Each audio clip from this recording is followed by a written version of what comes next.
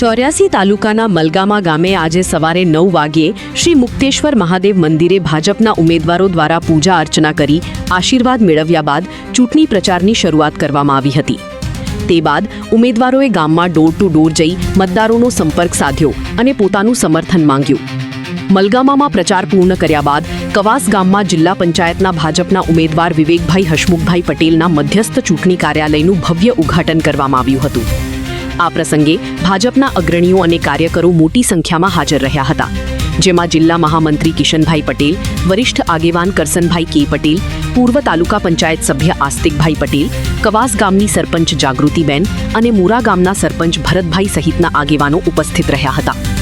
આ સાથે જ આગેવાનો દ્વારા મતદારોને અપીલ કરવામાં આવી હતી કે ઉનાળાની ભારે ગરમીને ધ્યાનમાં રાખીને આવનારી 26 એપ્રિલના રોજ મતદાનના દિવસે સવારે વહેલા આવી પોતાના મતાધિકારનો ઉપયોગ કરે. હાલમાં ભાજપના કાર્યકરોમાં ભારે ઉત્સાહ જોવા મળી રહ્યો છે અને ડોર ટુ ડોર પ્રચાર દ્વારા દરેક મતદાર સુધી પહોંચવાનો પ્રયાસ તેજ બન્યો છે. Reporter Rahim Khatki, EK96 Gujarati news, Surat.